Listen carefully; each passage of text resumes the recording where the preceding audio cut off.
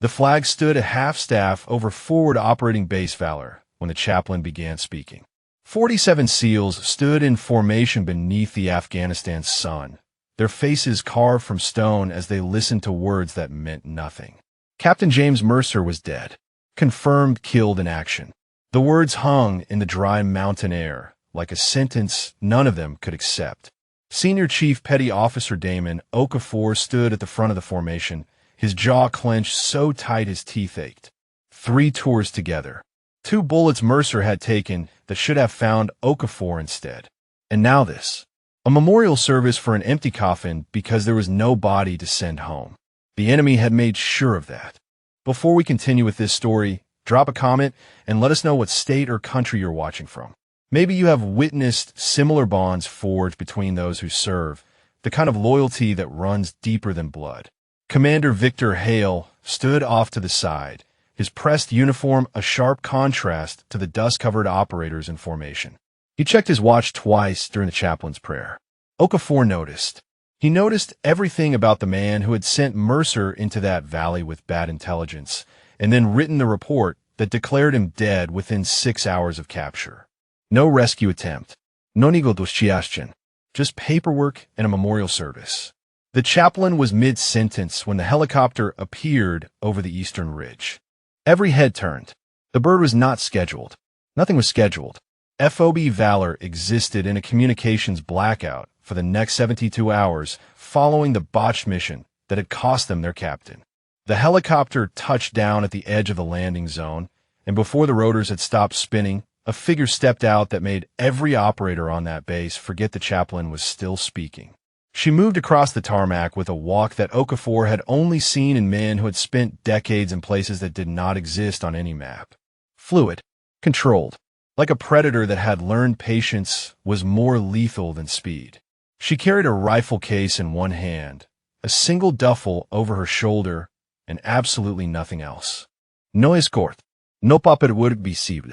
No explanation for why a woman was stepping onto a base that housed the most classified special operations unit in the Afghan theater. Her hair was pulled back tight, practical. A faded scar traced along her left jawline like a memory she had chosen not to hide. But it was her eyes that stopped men in their tracks. Pale gray, almost colorless, with the kind of stillness that came from looking through a scope at targets most shooters would call impossible. Commander Hale broke from his position immediately, intercepting her before she reached the formation. His voice carried across the silent base. Who authorized you on my base? This is a restricted facility. I want to see credentials and orders right now. She stopped, looked at him with an expression that held nothing. Not anger, not deference, nothing at all. My credentials are above your clearance level, Commander. My authorization comes from people whose names you will never know. And I'm not here for you. Hale's face reddened. 40 years of naval service had taught him many things, but being dismissed by a woman half his age was not among his practiced responses. I am the commanding officer of this base, and you will answer my questions, or you will get back on that helicopter. She tilted her head slightly, studying him the way a surgeon might study an X-ray. Captain James Mercer. Your intelligence placed him at grid coordinates that put his team directly in an ambush corridor. Your report declared him killed in action 6 hours after capture. No body recovered. No confirmation of death. Just your signature on a document that stopped any rescue operation before it could begin. The formation had gone absolutely silent. Okafor felt his heart rate increase for the first time since the chaplain had started speaking. Who are you? Hale demanded. Someone who does not believe Captain Mercer is dead. Someone who intends to find out the truth. And Commander, if that truth reveals what I suspect it will, you're going to wish you had never transferred to this base. She walked past him without waiting for a response, her eyes scanning the assembled SEALs until they landed on Okafor. She changed direction, moving toward him with purpose.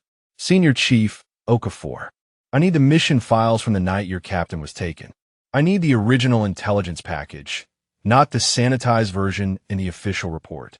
And I need someone on this base who cares more about James Mercer than they do about their career. Okafor stared at her. Who the hell are you? For the first time, something flickered behind those gray eyes. Not warmth exactly.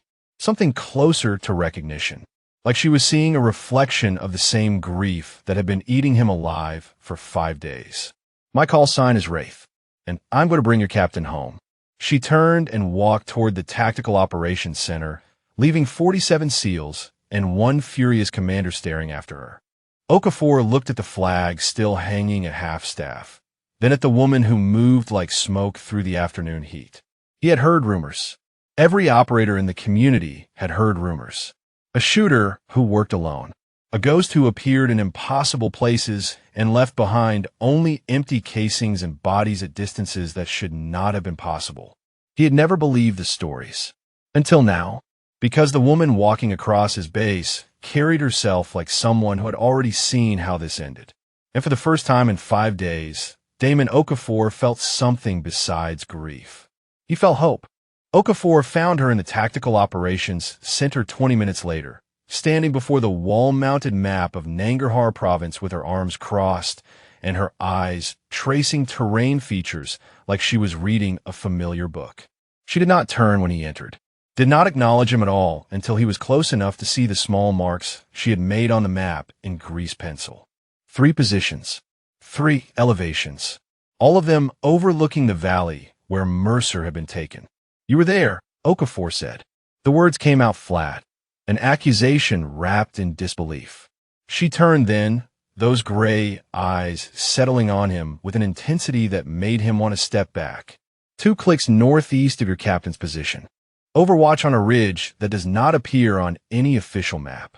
I watched the entire ambush unfold through a scope powerful enough to count the threads on enemy uniforms. Okafor felt his hands curl into fists. "And you did nothing. You sat on that ridge and watched them take him, and you did nothing." Something shifted in her expression, a crack in that impossible stillness. For just a moment, Okafor saw something that looked like agony before she sealed it away again. "I had authorization to observe and report. Nothing else. My orders came from 3 levels above anyone on this base, including your commander. I was tracking a specific target who was supposed to be meeting with Taliban leadership in that valley. Captain Mercer's mission was not supposed to intersect with mine, but someone fed his team coordinates that put them directly in my observation zone. Someone wanted your captain in that valley at that exact moment. You could have taken shots. You could have provided cover fire. I had no authorization to engage. And by the time I realized what was happening, by the time I understood that this was not a coincidence, they had already taken him." She turned back to the map, her finger tracing a route from the ambush site toward the eastern mountains. "But I saw something, Senior Chief. Something that was not in Commander Hale's report. Something that changes everything." Okafor stepped closer. "What did you see?" "They did not kill him. The report says Captain Mercer was executed on sight. That report is a lie. I watched them drag him toward a vehicle. He was wounded but alive. They loaded him into a transport and drove east toward the mountain passes. I tracked that vehicle for 6 kilometers before I lost visual in the terrain." The room seemed to contract around Okafor. 5 days of grief. 5 days of accepting that his best friend was dead. And now this woman was telling him that everything he had been told was wrong. "Why should I believe you?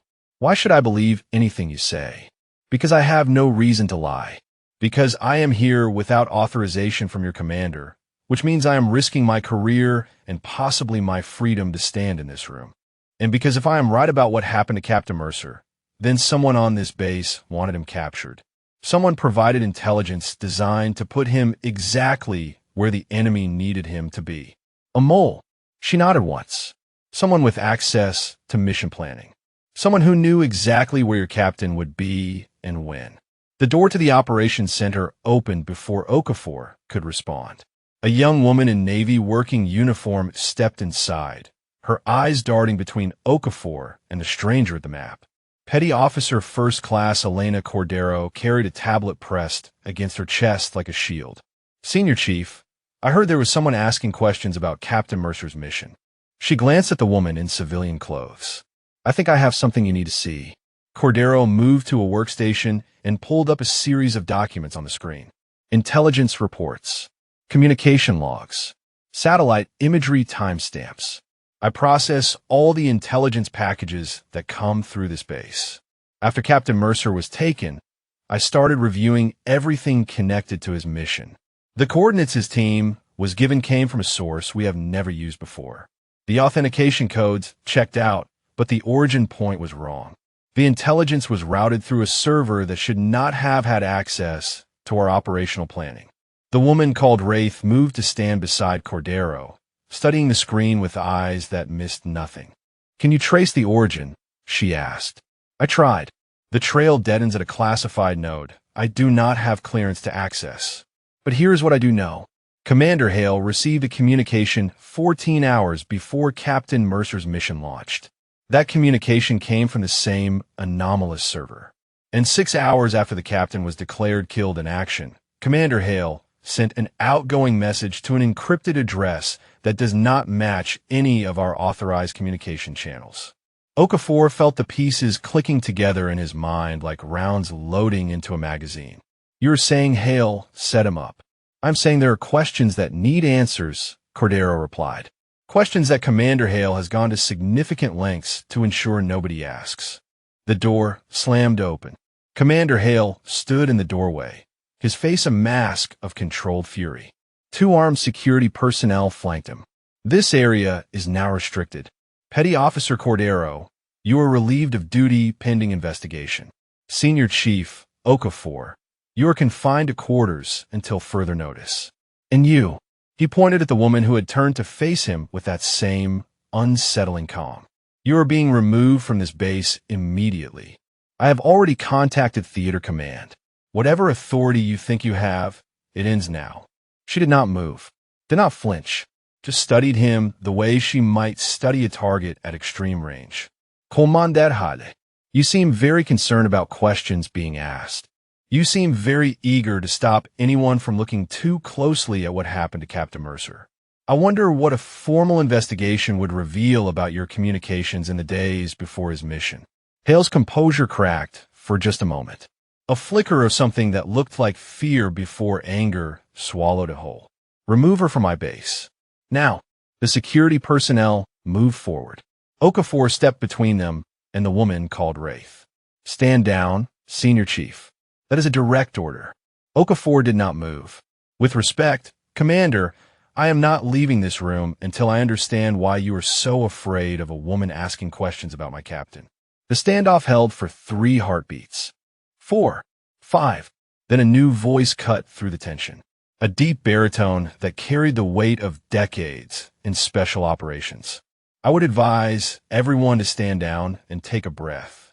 Master Sergeant Tobias Vance stepped through the doorway, his Army Ranger scroll visible on his shoulder.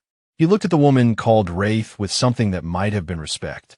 "I just received communication from JSOC headquarters. This woman has operational authority that supersedes base command. She stays. And Commander, I would strongly suggest you start cooperating before people with much higher pay grades start asking why you tried to remove a sanctioned operator from an active investigation." Hale looked like a man watching his career crumble in real time. He turned without another word and left the operations center, his security detail trailing behind him. Vance waited until the door closed before speaking again. "Wraith, been a long time." She nodded once. "Sergeant Vance, I need everything you have on enemy positions in the Eastern Mountain Passes, and I need it within the hour. Going after him yourself." "Yes." Vance studied her for a long moment, then nodded. "I will get you what you need. But you should know, the people who took Captain Mercer are not amateurs. Fortified position, heavy security. Even for someone with your reputation, this is borderline suicide." She moved to the window, looking out toward the mountains that held her targets somewhere in their shadows. "I have done borderline suicide before. Captain Mercer does not have time for me to find another way." She touched the glass once, her fingers tracing the ridgeline where she had watched a good man get taken, where she had followed orders instead of instinct, where she had made a choice that had haunted her for 5 days. "Not again," she whispered. "Never again." The sun had set over FOB Valor by the time Okafor found Wraith behind the armory, field stripping her rifle with movements so practiced they seemed automatic.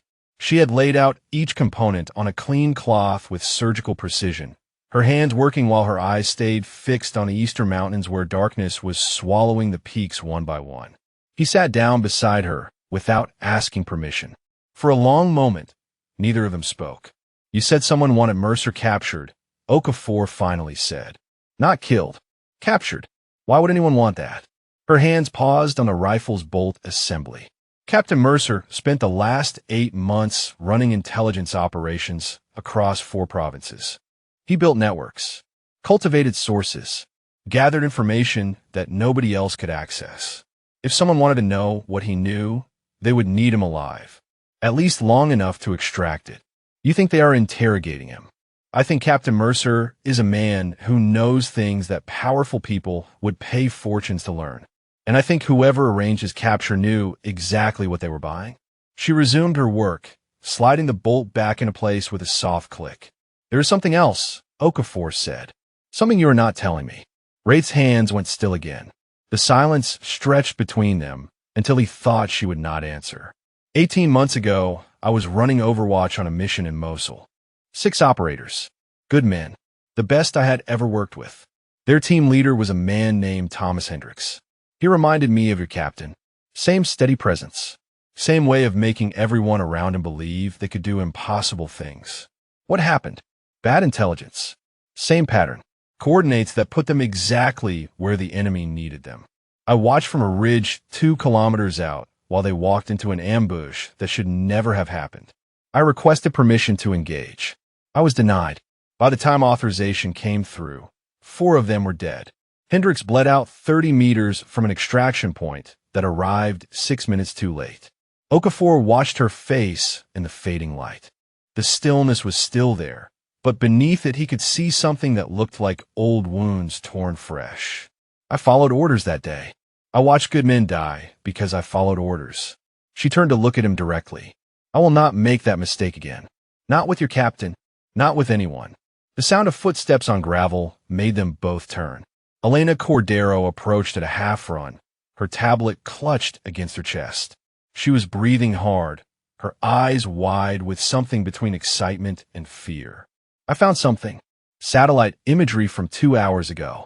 There's a compound 18 clicks east built into the mountain. Thermal imaging shows at least 40 heat signatures. But there is one signature that is isolated, separated from the others, held in what looks like a subsurface structure. Mercer. I cannot confirm identity, but the signature placement is consistent with a detention scenario. Someone is being held in that compound. Someone they're keeping alive.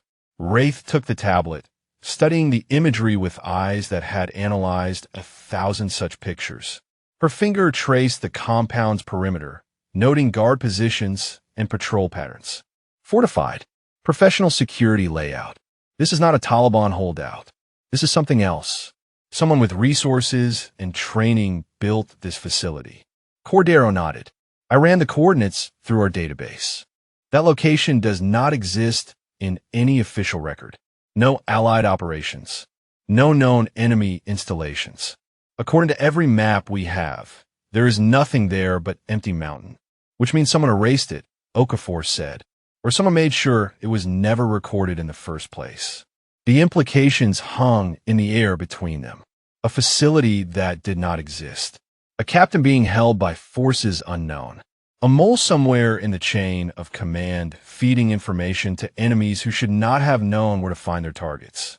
Cordero glanced over her shoulder toward the operations center. There is more. Commander Hale accessed the satellite feeds an hour ago. He knows I pulled this imagery. He has already filed a request to have my security clearance suspended pending review. He's trying to bury this, Okafor said. He is trying to protect himself, Wraith replied, which means we are running out of time. If Hale realizes how close we are to the truth, he will find a way to warn whoever is holding Captain Mercer. And once that happens, your captain becomes a liability instead of an asset. She handed the tablet back to Cordero. I need you to do something for me. Something that could end your career if it goes wrong. Cordero straightened. Captain Mercer gave me a chance when nobody else would. He recommended me for this posting when my previous commander tried to wash me out. Whatever you need, I am in. I need you to maintain access to those satellite feeds for the next 48 hours. I need real-time updates on that compound. Guard rotations, vehicle movements, any changes in the thermal signatures. And I need you to do it without Commander Hale knowing. Consider it done. Cordero disappeared into the darkness, leaving Okafor and Wraith alone again. You are planning to go after him, Okafor said, without authorization, without support. You are planning to walk into a fortified enemy compound alone. I have done it before. Not like this. Not against an enemy we cannot even identify. You said it yourself, this is not Taliban. This is something bigger, something organized, which is exactly why I have to move now, before they realize anyone is coming, before Hale can warn them, before Captain Mercer runs out of time. Okafor stood, his decision made before he consciously chose it. You're not going alone. She looked up at him, something flickering behind those gray eyes. Senior Chief, this is not your fight. You have a career, a family. If this goes wrong, you lose everything. James Mercer saved my life twice. He stood beside me when my son was born. He held my hand at my mother's funeral when I could not hold myself together. That man is more than my captain. He is my brother, and I'm not letting him die in some mountain prison while I sit on this base following orders from a man who sold him out. For the first time since she had arrived at FOB Valor, something that might have been a smile touched the corner of Wraith's mouth. You understand what you are agreeing to. No support, no extraction plan, no guarantee any of us come back. I understand. Then we move tomorrow night, 2200 hours. I need time to scout the approach and find a position. The sound of boots on gravel made them both turn. Two figures emerged from the shadows between the barracks buildings. Petty Officer 2nd Class Marcus Webb and Petty Officer 3rd Class Isaiah Torres. Both men had served under Mercer for 3 years. Both men had the look of operators who had made a decision they could not take back. Webb spoke first. Word travels fast on a small base. We heard there might be an off-the-books operation happening. We heard someone might be going after the captain. Wraith studied them with those pale gray eyes. This is not sanctioned. If we fail, everyone involved faces court-martial at minimum. Prison time more likely. Your careers in the moment you step outside this wire with me. Torres shrugged. Career does not mean much if we leave our captain to die. Mercer pulled me out of a burning vehicle in Kandahar when everyone else had written me off. I owe him my life. Figured it was time to pay that back. Wraith looked at the 3 SEALs standing before her. Men willing to risk everything for a leader who had earned their loyalty through years of service and sacrifice. Tomorrow night, she said, 2200. Tell no one else. Bring only what you can carry, and make peace with whatever you need to make peace with. She turned back to the mountains, her rifle now reassembled and gleaming faintly in the starlight. Because after tomorrow, nothing will ever be the same. Commander Victor Hale waited until the base had gone quiet before he made the call. His quarters were sparse, military standard, but the communications equipment hidden beneath his footlocker was anything but standard issue. He powered up the encrypted satellite phone and dialed a number he had memorized 3 years ago. A number that had made him wealthy. A number that had cost him his soul piece by piece until there was nothing left but fear and the desperate need to protect what he had built. The voice that answered spoke English with an accent that could have been from anywhere and nowhere. You are not scheduled to contact us for another week. There's a problem. Someone is asking questions about the Mercer operation. A woman. She calls herself Wraith. She has authorization levels I cannot access, and she is not backing down. Silence on the other end. Then a slow exhale. Describe her. Hale described what he had seen. The way she moved. The rifle case. The gray eyes that looked through people instead of at them. The silence stretched longer this time. If she is who I believe she is, then you have a significant problem. She is not someone who can be discouraged through normal channels. Then what do? She has the SEALs asking questions. She has my intelligence officer pulling satellite imagery. The whole thing is unraveling. You do nothing. You maintain your position and continue to deflect attention. We will handle the woman. But Commander, understand this clearly. If Captain Mercer is recovered, if he talks about what he knows, your involvement will be exposed. and we do not protect liabilities. The line went dead. Hale sat in the darkness of his quarters, the satellite phone heavy in his hands. 22 years of service, decorations, commendations, a career that should have ended with stars on his shoulders and a comfortable retirement. All of it balanced on the silence of a man being held in a mountain compound 18 kilometers away. He had not meant for it to go this far. The first payment had been small, information that seemed harmless, troop movements that did not matter.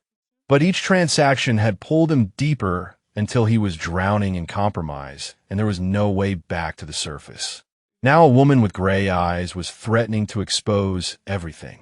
And somewhere in those mountains, James Mercer was still alive, still capable of destroying him. Hale powered down the phone and hid it beneath the footlocker. Whatever happened next, he could not let them bring Mercer home. Across the base, in a maintenance shed that had been abandoned since a mortar attack 6 months earlier, Wraith was laying out equipment on a metal table while Okafor watched from the doorway. For operators, she said, 18 kilometers of hostile terrain. A fortified compound with at least 40 armed personnel. No air support. No extraction team. No backup if things go wrong. You're trying to talk us out of this. I'm making sure you understand what we are walking into. She held up a night vision monocular, checking the battery charge. Most rescue operations have a 60% success rate with full support. Without support, that number drops to less than 20%. Okafor stepped inside and closed the door behind him. Let me tell you something about James Mercer. When I first met him, I was 23 years old and convinced I was invincible. Thought I knew everything. Thought I did not need anyone. First mission under his command, I made a mistake that should have gotten 2 men killed. I froze at the wrong moment. Hesitated when hesitation meant death. What happened? Mercer covered my position without saying a word. Took a round in his shoulder doing it. After the mission, I expected him to tear me apart. Expected him to end my career right there. Instead, he sat down next to me and told me about the first time he had frozen. Told me that fear was not weakness. It was information. That the measure of a man was not whether he felt afraid, but what he did with that fear. Wraith's hands paused on the equipment. He sounds like someone worth saving. He is the reason I am still alive. The reason I am still married. The reason my kids have a father. Every good thing in my life traces back to a moment when James Mercer chose to see potential instead of failure. So when you talk about 20% odds, understand that I would walk into those mountains at 2% odds. 1%. 0. Because some debts cannot be measured in probability. She looked at him for a long moment, those gray eyes holding something that might have been recognition. In Mosul, she said quietly, Thomas Hendricks told me something similar. The night before the mission that killed him. He said that the people we choose to save define who we are more than the people we choose to kill. Did you believe him? I did not understand him. Not then. I was a shooter. A tool. Point me at a target, and I would eliminate it from distances that should have been impossible. I did not think about the people behind the missions. Did not let myself care about anything except the next shot. What changed? Watching him die changed me. Watching 4 good men bleed out while I followed orders changed me. She picked up her rifle and ran her hand along the barrel. I told myself I would never let it happen again. That I would never watch someone die because I valued protocol over people. And then 5 days ago, I sat on a ridge and watched your captain get dragged away because my authorization did not include engagement. You're trying to make it right. I'm trying to live with myself. There's a difference. The door creaked open. Elena Cordero slipped inside, her face flushed from running. We have a problem. Hale just submitted an emergency communication to Theater Command requesting immediate lockdown of the base. He is claiming potential insider threat. If that request gets approved, nobody leaves this base for 72 hours. How long until approval? Cordero checked her tablet. For hours. Maybe less if he has contacts pushing it through. Wraith looked at Okafor. We move now. Tonight. We cannot wait until tomorrow. We are not ready. Webb and Torres are still gathering supplies. Then they have 1 hour to finish. She began packing equipment into a rucksack with quick, efficient movements. Cordero, I need one more thing from you. The guard rotation schedule for the base perimeter. Western sector. We need a window to get outside the wire without being seen. I can get you 15 minutes. There's a gap in coverage during the shift change at 21:30. That will have to be enough. Okafor moved toward the door. I will get Webb and Torres. 1 hour. He paused at the threshold. Wraith, whatever your real name is. Thank you for not giving up on him. She did not look up from her packing. Save your thanks for when we bring him home. We have a long night ahead of us, and the hard part has not even started. Okafor disappeared into the darkness. 53 minutes later, 4 figures slipped through a gap in the western perimeter fence and vanished into the Afghan night. Behind them, FOB Valor continued its routine operations, unaware that everything was about to change. Ahead of them, 18 kilometers of hostile terrain waited, and somewhere in the mountains, a man who should have been dead was running out of time. The mountains swallowed them whole. For 6 hours they moved through terrain that seemed designed to break human beings. Loose shale that shifted beneath every step. Ravines that appeared without warning in the darkness. Cold that seeped through tactical gear and settled in a bone. Wraith led them with a certainty that bordered on supernatural, navigating by starlight and some internal compass that the SEALs could not understand but learn to trust. They reached the observation point at 0300 hours, a rocky outcropping that overlooked the valley where the compound sat like a wound carved into the mountainside. Okafor raised his binoculars and felt his stomach drop. The satellite imagery had shown a fortified position. What lay before them was something else entirely. The compound had grown since Cordero pulled those images. New guard towers at each corner. Reinforced walls that looked thick enough to stop vehicle-mounted weapons.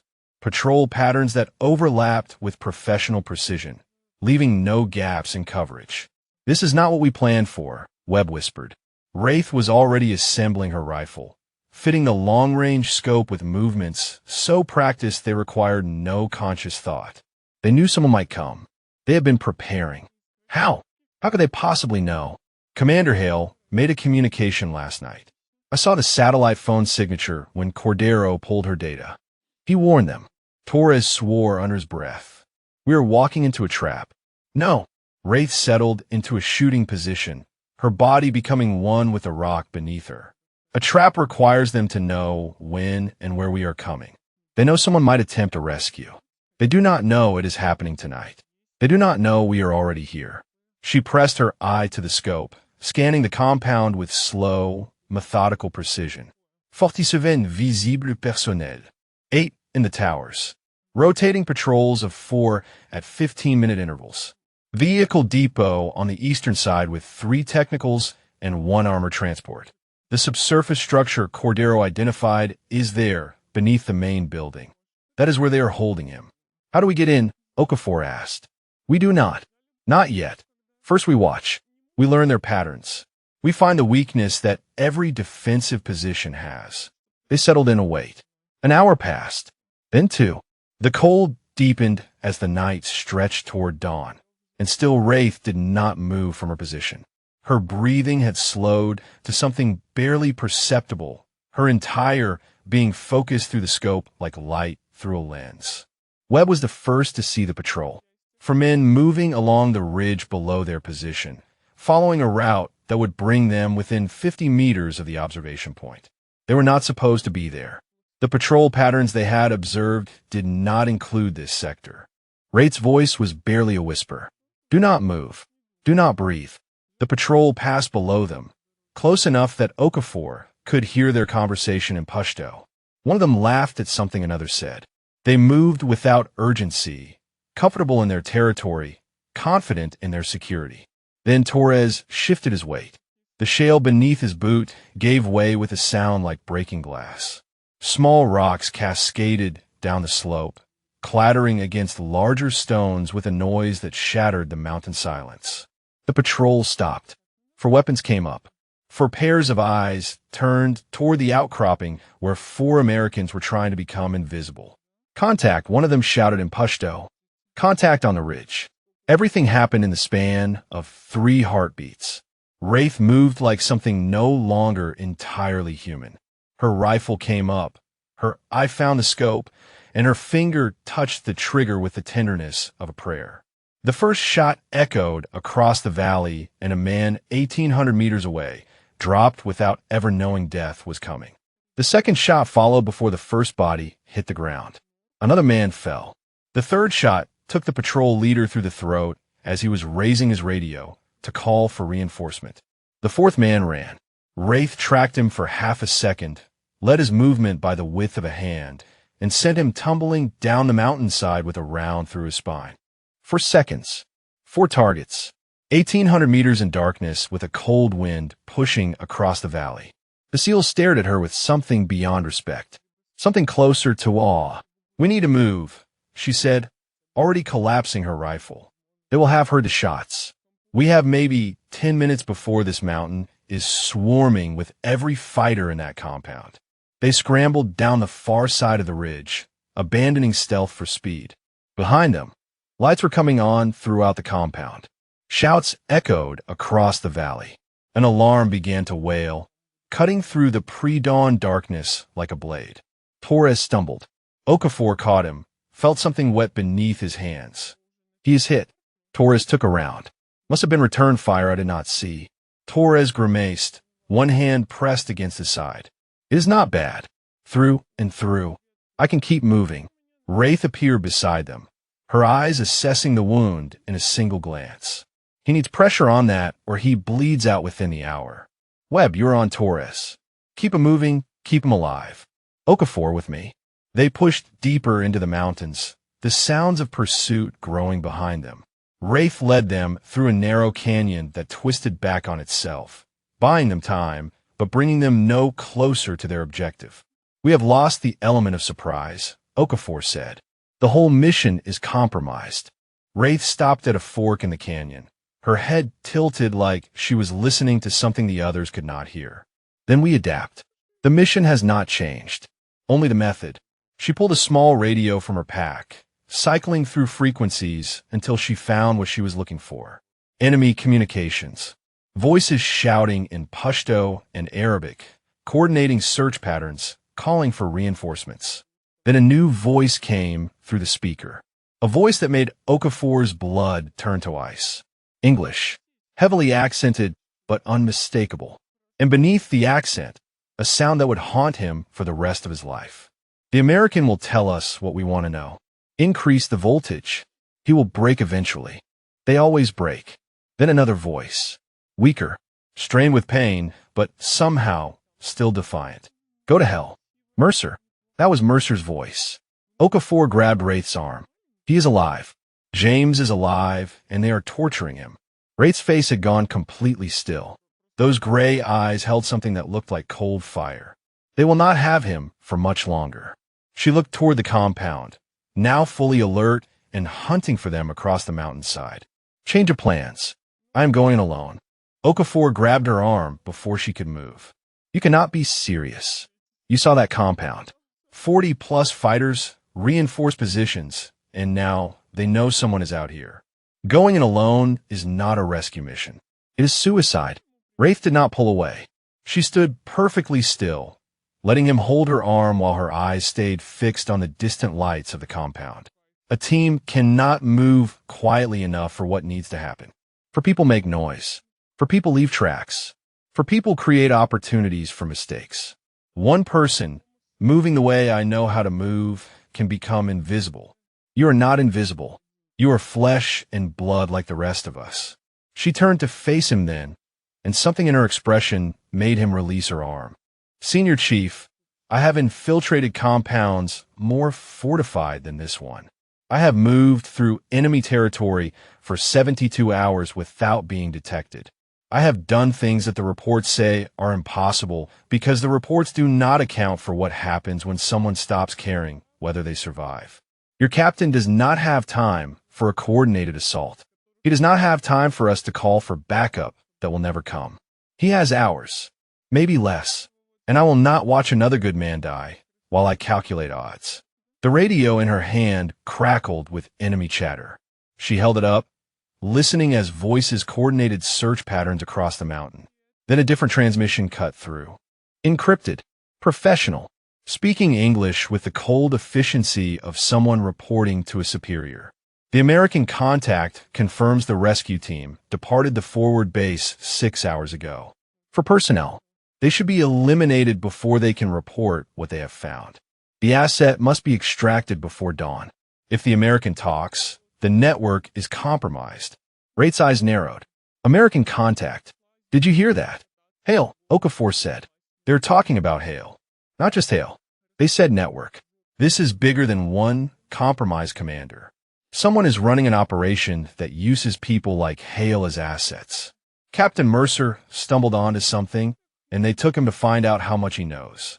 She cycled through more frequencies, picking up fragments of communication that painted a picture none of them had anticipated.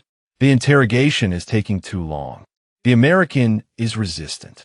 Increase measures. We need confirmation of what he told his command before the extraction window closes. They're going to kill him, Webb said from where he was applying pressure to Torres's wound. Once they get what they want, they're going to kill him and disappear. Wraith shook her head slowly. No, they're going to kill him because they cannot get what they want. Listen to them. Mercer is not breaking. 6 days of interrogation, and he has not given them anything useful. That is why they are panicking. That is why they're talking about extraction windows and compromised networks. They thought they could break him quickly, and they were wrong. She looked at Okafor with something that might have been admiration. Your captain is stronger than they expected. He is the strongest man I have ever known. Then let us make sure his strength was not wasted. She knelt on the rocky ground and began drawing in the dirt with her finger. A rough sketch of the compound layout, guard positions marked with small stones, the location of the subsurface structure where Mercer was being held. The direct approach is impossible now. They have every approach vector covered, but they are looking outward, looking for a team trying to get in. They are not prepared for chaos from within. Webb frowned. How do you create chaos from within when you are outside? I do not create it. I trigger it. She pointed to the vehicle depot on her makeshift map. 3 technicals, 1 armor transport, and, based on what I saw through my scope, at least 400 liters of fuel stored in drums beside the depot. If that fuel goes up, it creates a fireball visible for 20 kilometers. Every fighter in that compound will respond. Fire is a primal fear. It overrides training. It creates confusion. And in the confusion, you go for Mercer. In the confusion, I move through a compound where everyone is looking at the fire instead of the shadows. I reach the subsurface structure. I extract the captain, and we disappear before they realize what happened. Okafor studied the rough map. It was insane. It was impossible.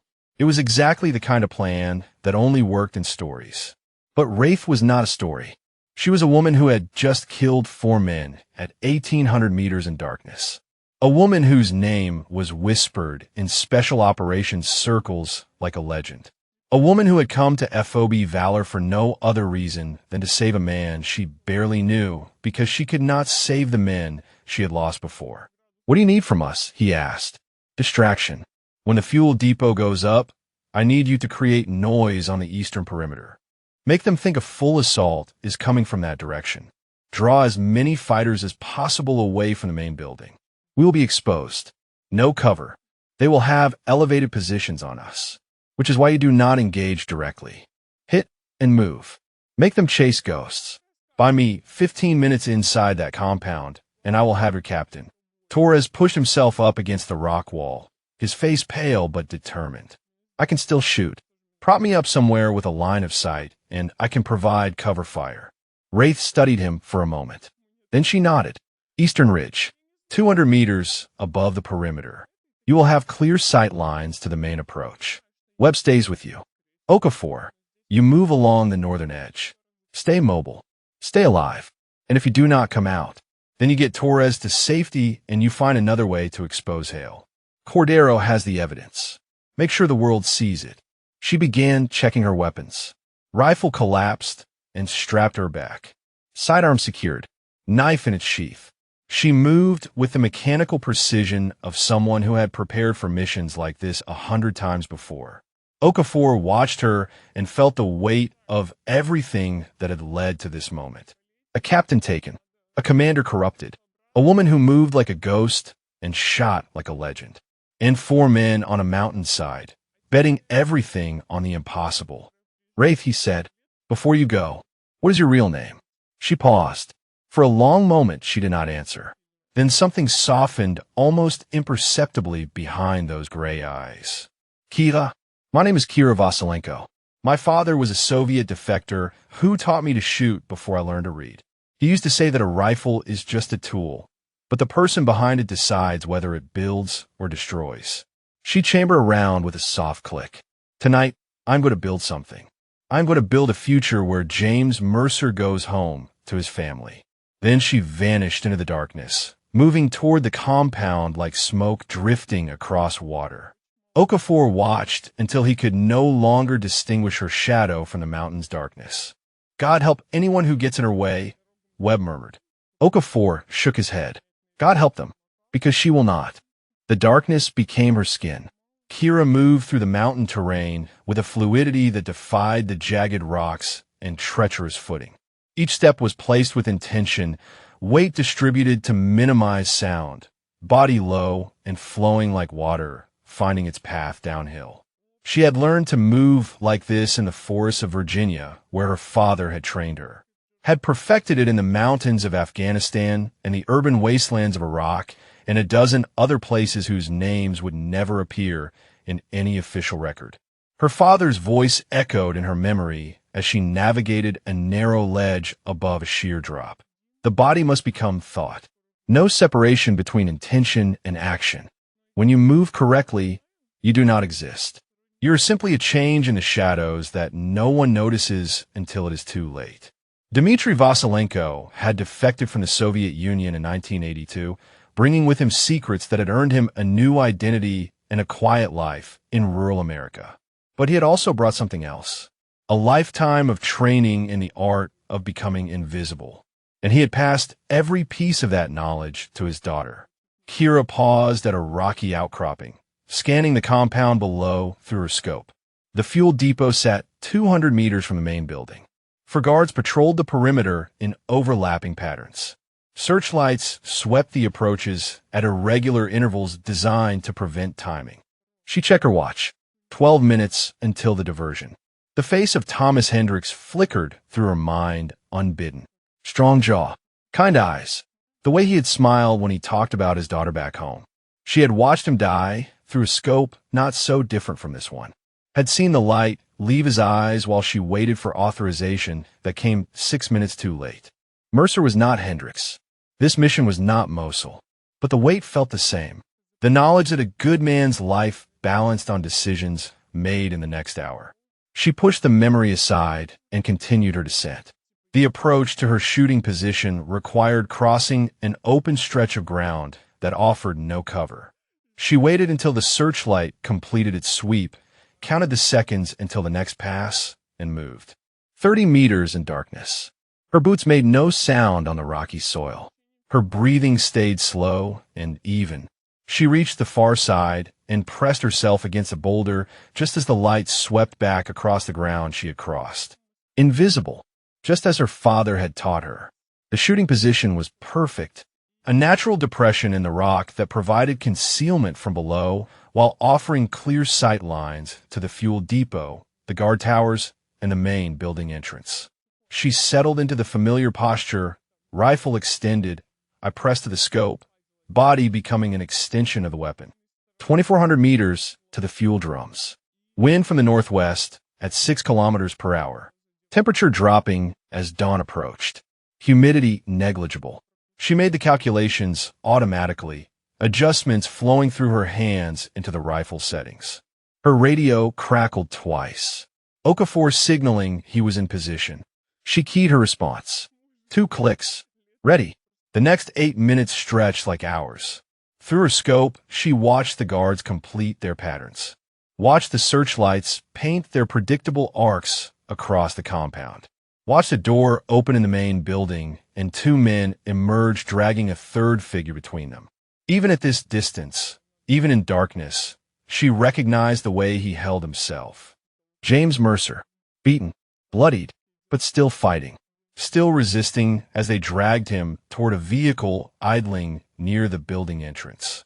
They were moving him. The extraction window was closing. Kira keyed her radio. Eagle moving the package. We go now. Acknowledge. Okafor's voice came back tight with controlled tension. Copy. Initiating diversion. 3 seconds later, the eastern perimeter erupted in gunfire. Okafor and Webb had positioned themselves along a ridge that overlooked the compound's flank. Their fire was not meant to kill. It was meant to draw attention. Muzzle flashes in the darkness.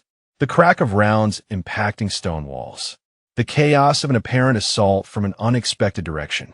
The compound responded exactly as Kira had predicted. Shouts of alarm. Fighters rushing toward the eastern wall. The 2 men dragging Mercer paused, uncertain whether to continue loading him or respond to the attack. That hesitation was all she needed.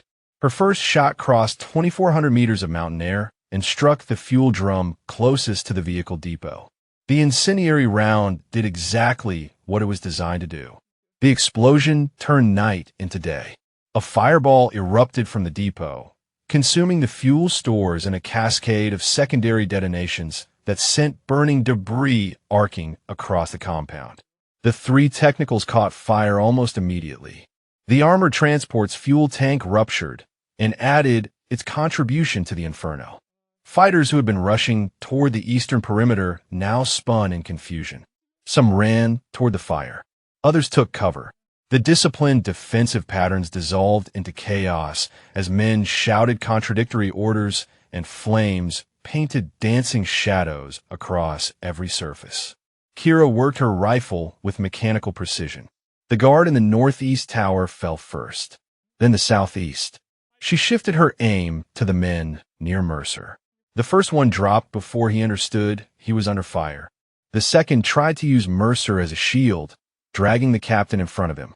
Bad choice. Kira waited half a breath. The man's head appeared above Mercer's shoulder for just a moment. The shot traveled 2,300 meters and found its target with surgical precision. Mercer dropped to the ground, suddenly released from the grip of a dead man. Through her scope, Kira saw him crawling toward cover, still fighting despite everything they had done to him. Hold on, she whispered. I'm coming. She collapsed her rifle and began her descent toward the compound. The chaos was at its peak. Flames roaring, men shouting, the eastern perimeter still crackling with gunfire as Okafor and Webb maintained their diversion. Through the fire and confusion, Kira moved like a ghost. The guards who should have seen her were too focused on the inferno consuming their vehicle depot. The fighters who should have stopped her were rushing toward the eastern wall, where gunfire suggested a full assault. She reached the compound's western wall and found the shadow she needed. A maintenance access point, poorly guarded because it was too small for a normal assault force. Kira was not a normal assault force. She slipped through the gap and disappeared into the burning compound. Somewhere inside, James Mercer was waiting. And for the first time in 18 months, Kira Vasilenko felt something she had almost forgotten how to feel. Purpose. The compound burned around her like a vision of hell. Kira pressed herself against a concrete wall as 2 fighters sprinted past, their attention fixed on the inferno consuming the vehicle depot. Smoke rolled through the corridors in thick waves, reducing visibility to meters and filling the air with the acrid taste of burning fuel and rubber. She pulled a cloth over her nose and mouth, filtering what she could, and kept moving. The main building rose ahead of her through the haze. 2 stories of reinforced concrete with narrow windows designed more for defense than light. The subsurface structure where they had been holding Mercer was beneath its foundation. She had studied the satellite imagery until the layout was burned into her memory. Entry through the eastern door. Stairwell descending to a basement level. Holding cells at the far end of a narrow corridor. She reached the eastern door and found it unguarded. The chaos had pulled every available fighter toward the perimeter or the fire.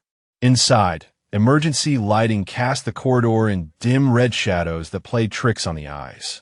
Kira drew her sidearm and moved. The first guard appeared at the stairwell entrance.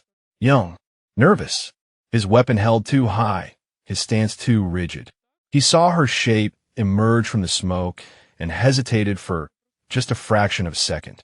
That fraction was all the difference between living and dying. Kira's shot took him through the center of his chest. He fell backward down the stairs, his weapon clattering against concrete. She stepped over his body without breaking stride. The basement corridor stretched before her, lit by bare bulbs that flickered with each distant explosion. 3 doors on the left, 2 on the right. At the far end, a heavy metal door with a slot at eye level. The kind of door designed to keep people in rather than out. A voice called out in Pashto from one of the side rooms. Footsteps approaching. Kira pressed herself into an alcove and waited. The fighter who emerged never saw her. She moved behind him like a shadow, one hand covering his mouth, the other driving her knife between his ribs and into his heart. He shuddered once and went still. She lowered him to the ground without a sound. 2 more rooms to clear before the holding cell. She moved through them quickly, efficiently. One empty, one containing a man at a radio station who died before he could transmit a warning. The compound's communications were now silent. Kira approached the metal door at the corridor's end. Through the slot, she could see a concrete room, bare except for a chair bolted to the floor and a figure slumped against the far wall.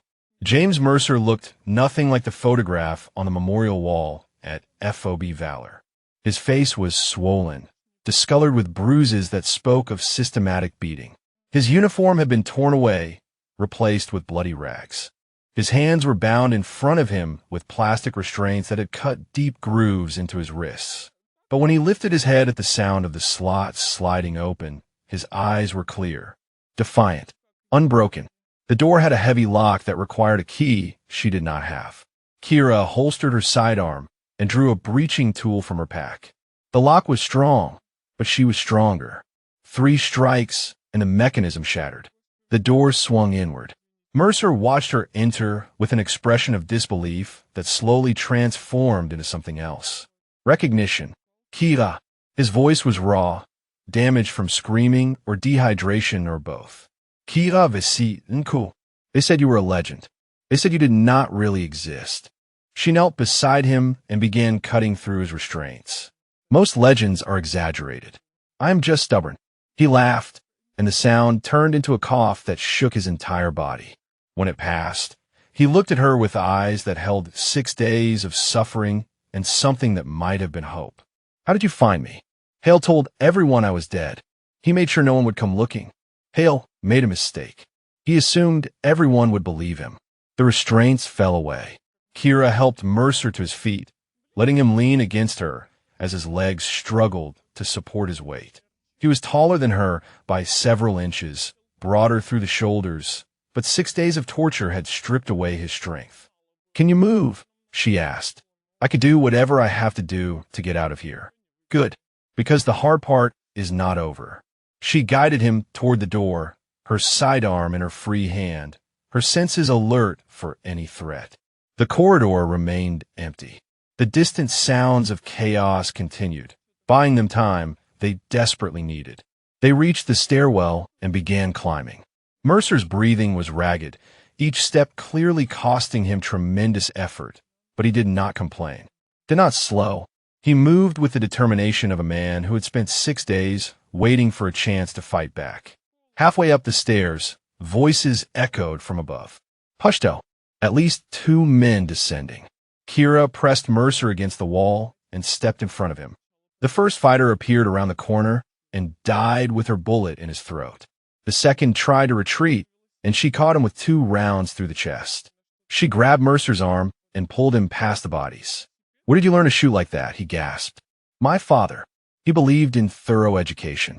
They emerged into the main building's ground floor. Smoke had infiltrated here too, reducing visibility to a gray haze punctuated by the orange glow of flames visible through the windows. Kira oriented herself quickly. Eastern door was no longer viable. Too much activity in that direction. She pulled Mercer toward the western side of the building, retracing her infiltration route. A fighter appeared from a side room without warning. Close. Too close for her sidearm. Kira released Mercer and met the attack with her body. The fighter was larger than her, stronger, But strength meant nothing against someone who knew exactly how joints bent and where pressure produced unconsciousness. She redirected his momentum, drove her elbow into his temple, and followed with a knee strike that dropped him to the floor. A quick strike to the throat ensured he would not get up again. Mercer stared at her. What else did your father teach you? Everything he knew, and he knew a great deal. She retrieved her sidearm and took his arm again. They moved through the smoke, past rooms filled with equipment and weapons, past windows that showed a compound descending into chaos. The western wall loomed ahead, the maintenance access point a dark rectangle against the concrete. Almost there, Kira said. A shot rang out behind them. Concrete chips exploded from the wall inches from Mercer's head. Kira spun, pushing Mercer toward the exit while raising her weapon. A figure stood at the far end of the corridor. Tall, well-dressed, holding a pistol with the steady hand of someone who knew how to use it. He spoke in accented English. The legendary Wraith. I had hoped we would meet someday, though I confess I imagined different circumstances. Kira kept her weapon trained on his center mass. Move, she said to Mercer without taking her eyes off the threat. The captain will not be leaving, the man continued. He knows too much about our operations. Surely you understand. This is not personal. It is simply business. Everything is personal, Kira replied. Especially business. She fired 3 times in rapid succession. The man dove for cover, returning fire as he moved. Bullets snapped past her head. She grabbed Mercer and shoved him through the access point, following immediately behind. They emerged into the night air, the burning compound at their backs, the mountains stretching before them in darkness. Behind her, she heard the man shouting orders. Pursuit would follow within minutes. But they were outside the walls. They were moving, and James Mercer was alive. For now, that was enough. They ran. Kira half-carried Mercer across terrain that seemed determined to kill them with every step. Behind them, the compound's flames painted the sky orange, and shouts of pursuit echoed off the mountain walls. Searchlights that had survived the explosion swept the slopes in desperate arcs, hunting for the ghosts who had torn their fortress apart. Her radio crackled. Okafor's voice cut through the static. Wraith, we see you. 200 meters north of your position. We're coming to you. Negative. Kira kept moving, adjusting her grip on Mercer as he stumbled on loose rock. Stay on the ridge. Provide cover. We have pursuit incoming. She could hear them now, engines growling to life somewhere behind the compound walls. The fighters had recovered from their confusion faster than she had hoped. Vehicles meant they could cover ground quickly. Vehicles meant the head start she had bought with blood and fire was evaporating by the second. Mercer's breathing had become labored, each exhale carrying a wet rattle that spoke of damage she could not see. Leave me, he gasped. You can move faster alone. I did not come this far to leave you on a mountainside. Save your breath for running. They reached a narrow ravine that cut through the slope like a scar. Kira pulled Mercer into its shadow just as headlights crested the ridge behind them. 2 vehicles, technical trucks mounted with heavy weapons. They swept the terrain with spotlights that turned night into harsh white day. Okafor's voice returned. We have eyes on the technicals. Want us to engage? Not yet. Let them pass. They do not know exactly where we are. The vehicles prowled the mountainside like predators scenting wounded prey. One passed within 30 meters of the ravine, its spotlight brushing the rocks above their heads. Kira pressed Mercer flat against the ground and covered his body with her own. The light moved on. She waited until both vehicles had continued up the slope before pulling Mercer to his feet. We need to keep moving. There's a rally point 2 clicks west. Can you make it? Mercer nodded, though his face had gone pale in the darkness. Kira, there is something you need to know. Something I learned while they were questioning me. Tell me while we move. They pushed westward through the ravine, using the terrain to mask their movement from the searchlights still sweeping the mountain. The network that took me, Mercer said between ragged breaths. It is not just hail. It goes higher, much higher.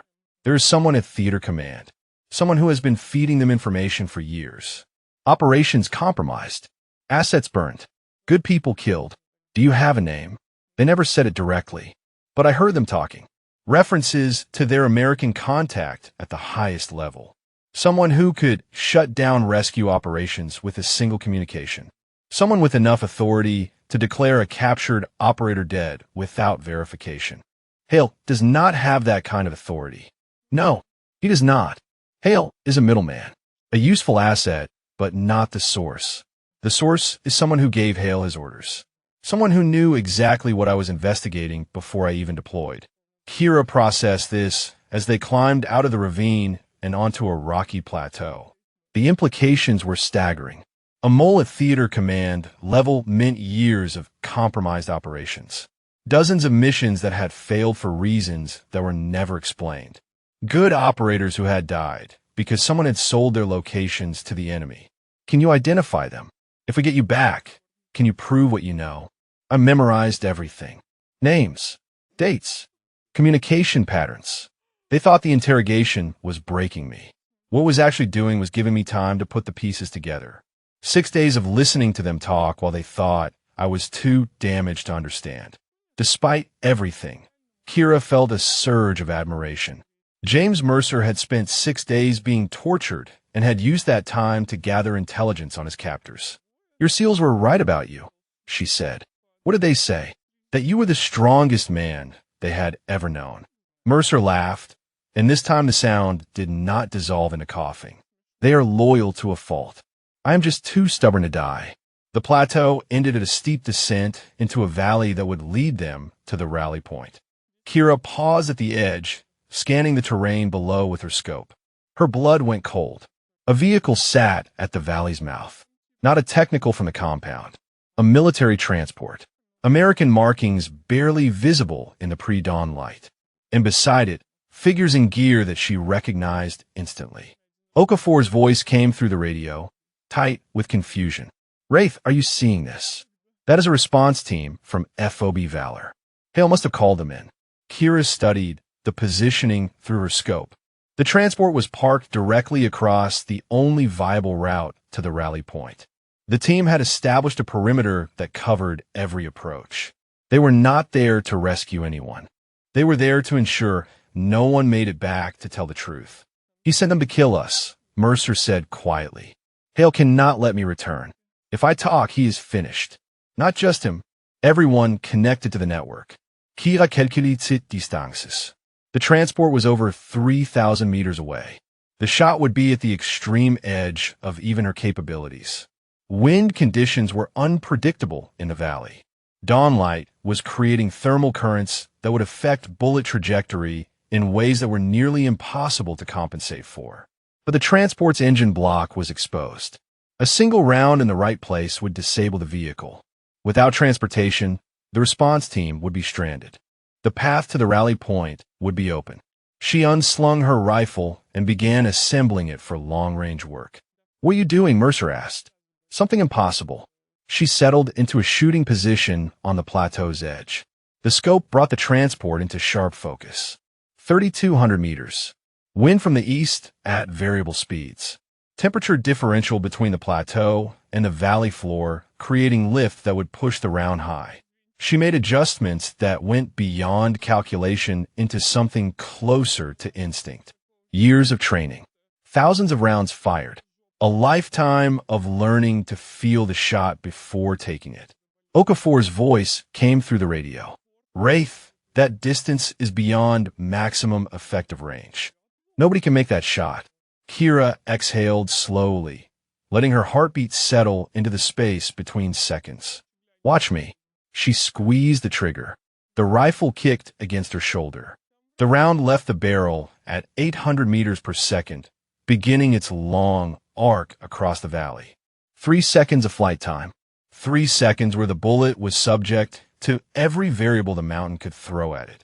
The round struck the transport's engine block with a sound like a thunderclap. Steam erupted from the vehicle's hood. The engine died instantly. Figures scattered from the perimeter, searching for the source of a shot that should not have been possible from any distance they could comprehend. Through her scope, Kira watched their confusion. Watched them realize that someone had just reached across 3,000 meters of mountain air and touched them with death. Okafor's voice was barely a whisper. Mother of God. Kira was already collapsing her rifle.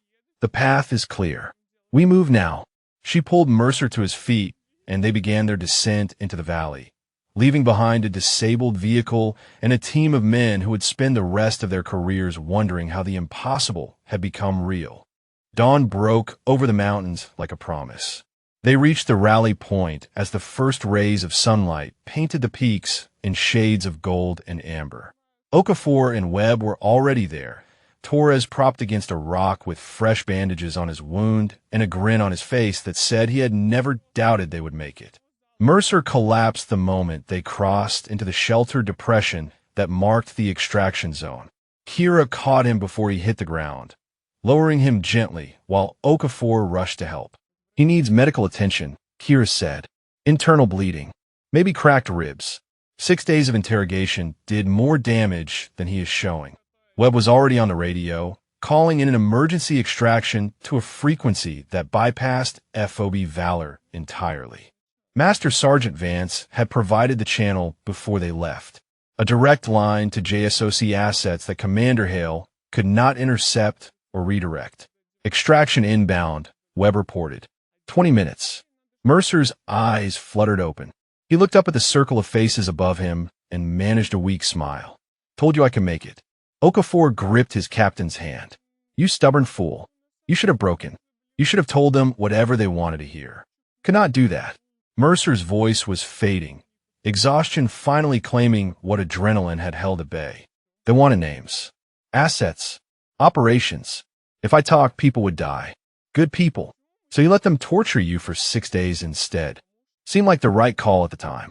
His eyes found Kira, standing slightly apart from the others, her rifle slung across her back, and her gaze scanning the surrounding terrain for threats.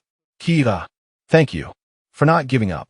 She met his gaze with those gray eyes that had seen so much death and had chosen, this time, to fight for life instead. Rest now, Captain. The hard part is over. Mercer's eyes closed. His breathing steadied into the rhythm of unconsciousness. Okafor checked his pulse and nodded. He is stable. For now. The extraction helicopter arrived in 18 minutes.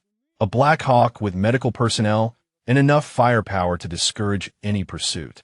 They loaded Mercer on a stretcher while a medic began emergency treatment. Torres went next, his wound more serious than he had let on. Webb climbed aboard to stay with his wounded teammates. Kira hesitated at the helicopter's door.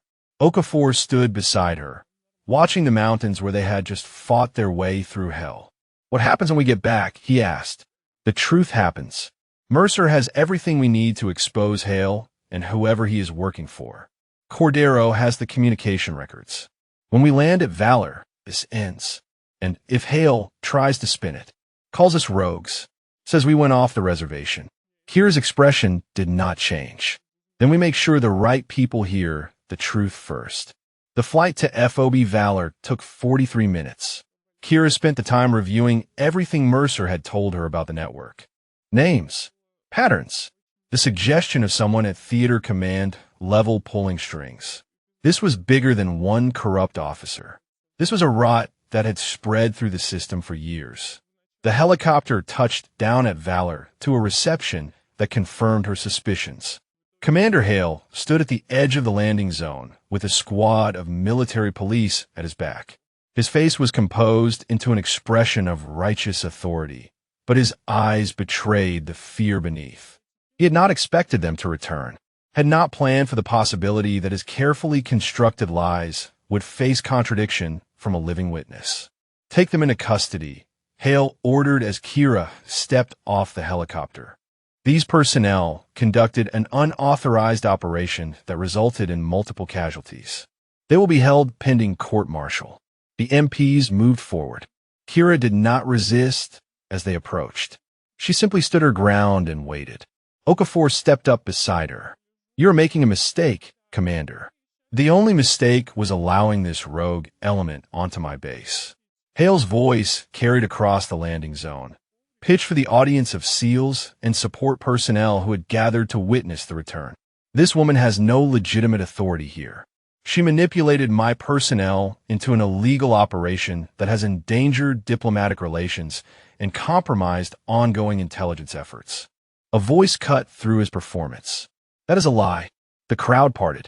James Mercer walked through the gap, supported by two medics who had clearly failed to keep him on the stretcher. His face was a ruin of bruises, and his body swayed with each step. But his eyes were fixed on Hale with an intensity that made the commander take an involuntary step backward. "Captain Mercer, you need medical attention. You are not in any condition to make statements." Mercer stopped 5 meters from Hale. The landing zone had gone silent. Every eye was fixed on the confrontation unfolding between the captain who had been declared dead and the commander who had signed that declaration. 6 days, Mercer said. His voice was rough, but it carried across the silence like a blade. 6 days they held me. 6 days of interrogation. And do you know what I learned while they were asking me questions, Commander? Hale's composure cracked, hairline fractures spreading across his mask of authority. I learned that they knew exactly where to find me, knew my route, my timing, my team composition. Intelligence that could only have come from inside our operations. Intelligence that someone fed them through encrypted channels that bypassed every security protocol we have. This is paranoid rambling from a man who has suffered severe trauma. Hale, turn to the MPs. Get him to medical. Now, nobody moved. Mercer took another step forward. I learned that the same someone who sold my location sent a communication 6 hours after my capture. A communication that declared me killed in action without verification, without any attempt at rescue. A communication designed to ensure that no one would come looking for me. That is enough. I learned that someone at this base has been feeding information to our enemies for years. Operations compromised, assets burned, good people killed. And I learned that someone was terrified of what I might discover because I was getting close to the truth. Mercer stopped directly in front of Hale. Despite his injuries, despite his exhaustion, he seemed to tower over the commander. "I know it was you, Victor. I know everything." Hale's face went white. A new voice entered the confrontation. Elena Cordero pushed through the crowd, her tablet clutched in her hands. "I have the proof," she announced. "Communication records, encrypted transmissions, financial transfers to offshore accounts. Commander Hale has been selling information to hostile networks for over 3 years. I have documented everything." She handed the tablet to Master Sergeant Vance, who had appeared at the edge of the crowd. He scrolled through the files, his expression darkening with each screen. "Commander Victor Hale," Vance said slowly, "you are being detained pending investigation for treason, espionage, and conspiracy to commit murder." Hale looked around wildly, searching for support that was not there. The MPs who had been prepared to arrest Kira now surrounded him instead. The SEALs who had once followed his orders stared at him with contempt that bordered on violence. "This is not over," he spat. "You have no idea how high this goes. I am not the only one. There are others. People with more power than you can imagine. Then we will find them too," Kira said. Hale met her eyes one final time. The fear there had transformed into something uglier. Hatred. The impotent rage of a man watching everything he had built crumble around him. The MPs led him away. Mercer swayed. Okafor caught him before he could fall. "Medical," Okafor shouted. "Get him to medical now." As they loaded Mercer onto a stretcher for the second time that morning, he reached out and caught Kira's hand. "You did it. You brought me home." She looked down at the man who had endured 6 days of torture rather than betray the people who trusted him. "You brought yourself home, Captain. I just opened the door." Mercer smiled. Then his eyes closed and the medics rushed him away. Kira watched him go, surrounded by SEALs who had been willing to risk everything for their captain. For the first time in 18 months, the weight on her shoulders felt lighter. One door had closed, but another was just beginning to open. The medical bay at FOB Valor had never seen a patient refuse treatment with such stubborn persistence. James Mercer sat propped against pillows in a bed he clearly resented, arguing with doctors who wanted him sedated and resting while he insisted on being briefed about everything that had happened in his absence. The compromise they reached involved 4 fluids, pain management, and a steady stream of visitors who could update him without requiring him to leave the bed. Kira watched from the doorway as Okafor finished his debrief. The senior chief had been talking for 20 minutes, walking Mercer through every detail of the rescue operation. When he finished, Mercer shook his head slowly. "You should not have come. Any of you. The risk was insane." Okafor shrugged. Seemed like the right call at the time. Mercer laughed at hearing his own words thrown back at him. The sound dissolved into a wince as his cracked ribs protested. "Where is she? Where is Kira?" Okafor turned and spotted her in the doorway. He walked toward her, pausing when they stood face to face. "I owe you an apology. When you first arrived, I thought you were crazy. Thought you were going to get us all killed chasing a ghost. I was wrong. You were protecting your team. That is never something to apologize for. Maybe, but I should have trusted you sooner. You came here for a man you barely knew, and you risked everything to bring him home. That means something. To all of us." He extended his hand. Kira took it. "If you ever need anything," Okafor said, "anywhere in the world, you call. We will be there." She nodded once. Then Okafor stepped past her and left the medical bay, giving her space to approach Mercer alone. The captain watched her cross the room, his eyes tracking her movement with the assessment of someone who had spent a career evaluating operators. "You move differently than anyone I have ever seen," he said. "Like you're not entirely sure you want to be visible. Old habit. Hard to break." She pulled a chair beside his bed and sat down. The monitors beeped their steady rhythm. Somewhere outside, a helicopter lifted off, carrying Commander Hale to a detention facility where he would await trial for crimes that would shock the military community. "Why did you really come?" Mercer asked. "The truth this time, not the official version." Kira was quiet for a long moment.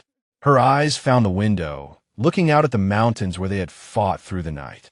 18 months ago, I was in Mosul. Overwatch on a mission that went wrong. 6 operators walked into an ambush because someone fed them bad intelligence. I watched them die through my scope while I waited for authorization to engage. Mercer said nothing. He simply listened with the patience of a man who understood that some stories needed to find their own way out. The team leader was a man named Thomas Hendricks. He reminded me of you. Same steady presence. Same way of making impossible things seem achievable. I watched him bleed out 30 meters from extraction because my authorization came 6 minutes too late. She turned back to face him. I told myself I would never let it happen again, that I would never follow orders that cost good people their lives. And then 5 days ago, I sat on a ridge and watched you get dragged away because my mission parameters did not include engagement. I failed again. You did not fail. You are sitting here. I am alive because I broke the rules, because I ignored every protocol that should have kept me from coming after you. If I had followed orders, you would be dead and Hale would still be running operations from this base. Then maybe the rules are wrong. Kira met his gaze. For a moment, something passed between them. Recognition, understanding, the bond that forms between people who have seen the worst of what humans can do and chosen to fight for the best anyway. The rules exist for a reason, she said. Structure, discipline, chain of command. Without them, everything falls apart.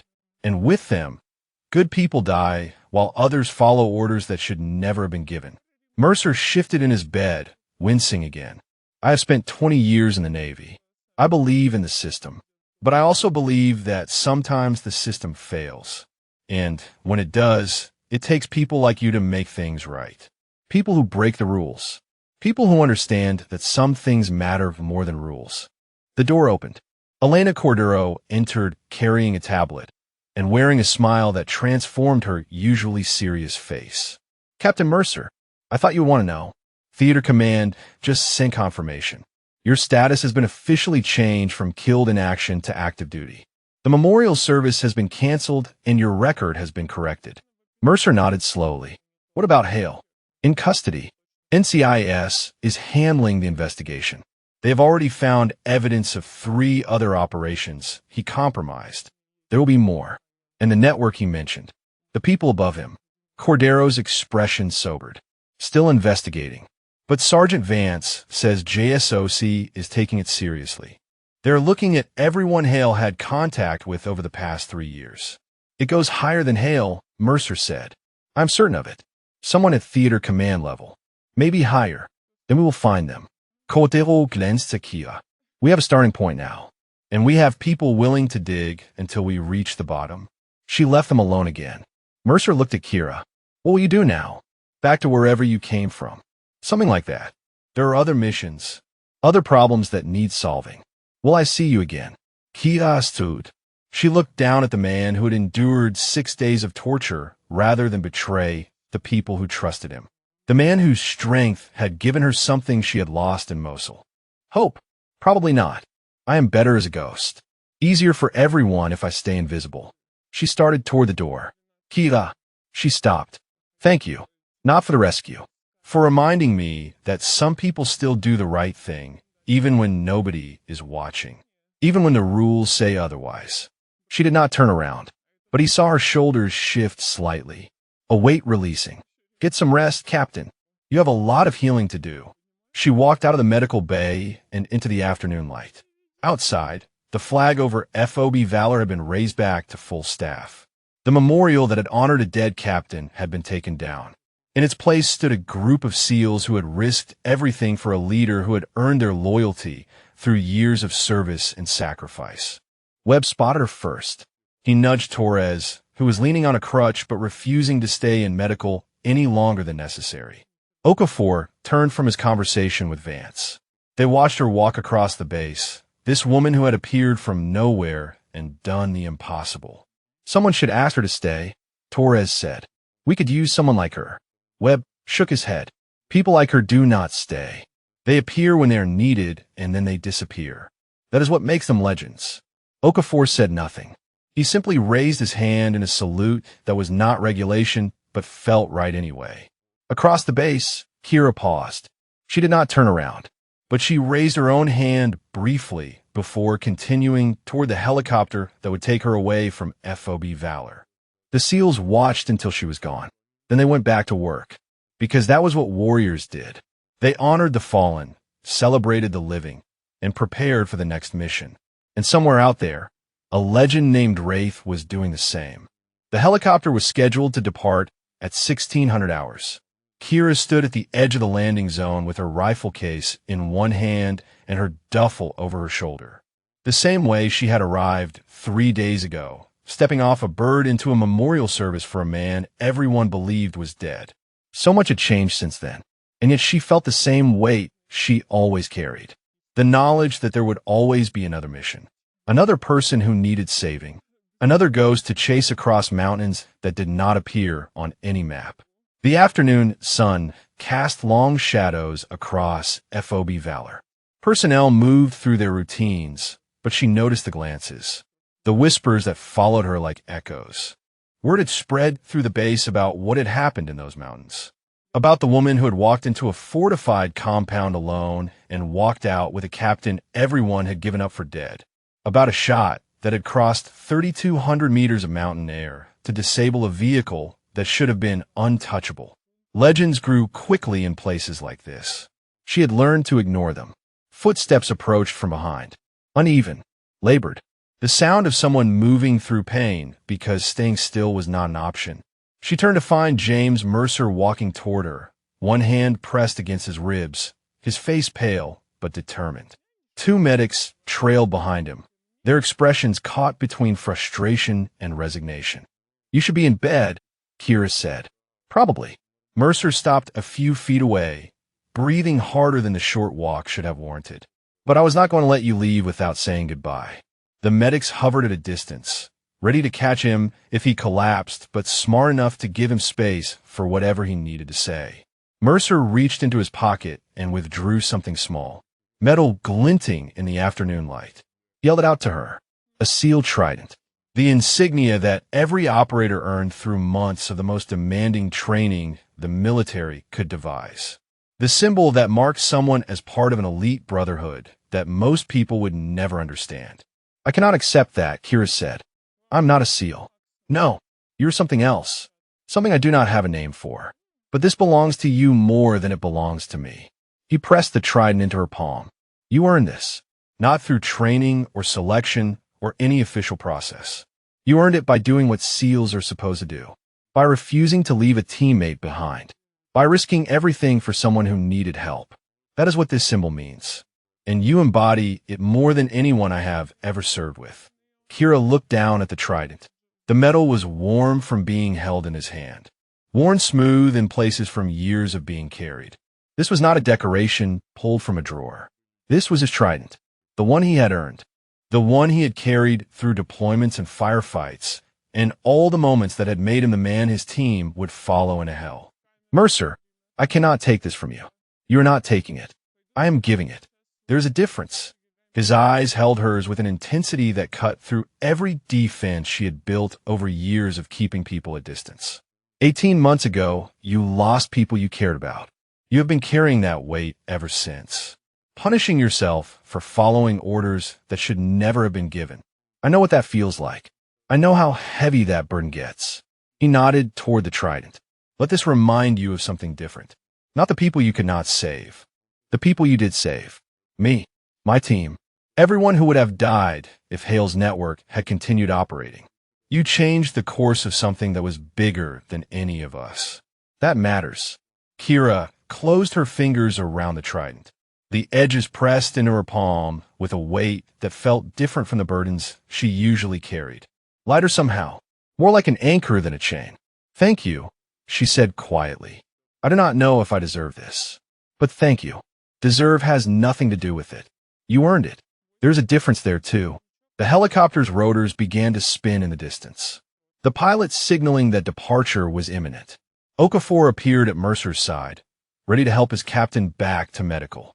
Webb and Torres stood nearby, watching the farewell with expressions that mixed respect with something that looked like loss. Okafor spoke first. Will we ever see you again? Kira shouldered her duffel and picked up her rifle case. She looked at the men who had followed her into the mountains on nothing but faith and desperation. Men who had risked their careers and their lives for a captain they refused to abandon. You will not see me, she said, but I will be there, somewhere in the distance, watching, waiting. If you ever need me, I will know. How will you know? Torres asked. She almost smiled. I am very good at watching. She turned and walked toward the helicopter. The rotor wash pulled at her clothes and hair as she approached. She climbed aboard without looking back, settling into a seat near the window where she could see the base spread out below as the bird lifted off. FOB Valor shrank beneath her, the buildings becoming miniatures, the people becoming dots, the mountains rising around the valley like guardians watching over the warriors who lived and fought and sometimes died in their shadows. If this story moved you, share your thoughts about your favorite moment or character, or tell us about someone you know who showed the kind of courage that refuses to leave anyone behind. Drop a comment and let us know if you have ever witnessed strength like Captain Mercer showed, or sacrifice like the SEALs who followed Wraith into the impossible. The helicopter climbed higher, leaving Afghanistan behind. Kira opened her hand and looked at the trident resting in her palm, a symbol she had never sought, an honor she had never expected, a reminder that sometimes the things we do in darkness matter more than anything we could do in light. She closed her fingers around it and let her eyes drift to the mountains passing below. Somewhere down there, James Mercer was beginning his recovery. Okafor was returning to the duties that defined him. Webb and Torres were healing from wounds that would become stories told over drinks in years to come. Elena Cordero was building a case that would expose a network of traitors and save lives that would never know how close they came to being sacrificed. And somewhere in the shadows of power, the people above Hale were starting to realize that their network had been compromised, that someone was coming for them, that the legend called Wraith had just proven she could reach anyone, anywhere, no matter how protected they believed themselves to be. The helicopter carried her toward whatever came next, but part of her stayed behind, in the mountains, in the compound she had torn apart, in the eyes of a captain who had refused to break and the men who had refused to abandon him. She pressed the trident against her heart and watched the sun set over peaks that had witnessed impossible things. Some legends are born from darkness. Some are forged in fire. And some walk out of the mountains carrying the weight of the saved and the memory of the lost, ready to disappear into shadows until the next time someone needs a ghost to believe in. Kira Vasilenko closed her eyes. and Rafe vanished into the fading light.